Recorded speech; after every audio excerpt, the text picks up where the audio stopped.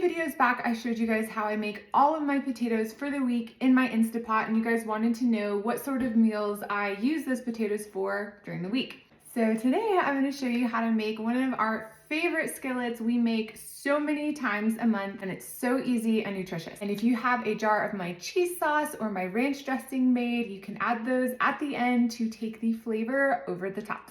So first I'm going to start by sauteing some onions and some chopped mushrooms in my pan, and I season them with a little garlic salt.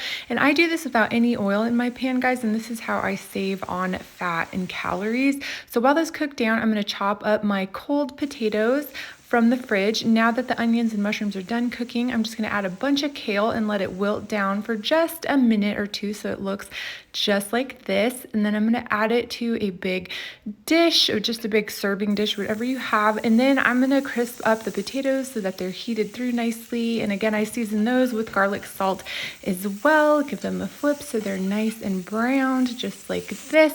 And then I add those to my mushroom mix, and I happen to have a zucchini in my fridge, so I decided to add that as well. This is basically choose your own adventure. Use whatever you have in the fridge. Bell pepper would also be really awesome in this. So now you can eat it just like this, have some hot sauce on it and some ketchup, but if you really want it to be amazing, you can add some of my cheese sauce on top. Look at that. And because I'm extra, I am going to add some ranch on top of that. And this just is so good, guys. I cannot even tell you how satisfying and delicious this is. My family loves this. Look how delicious that is, guys. And really, guys, this is so low in calorie density. This is a perfect weight loss meal if you're on your weight loss journey or weight maintenance. It's great either way. This is so, so good. And we eat this almost every week.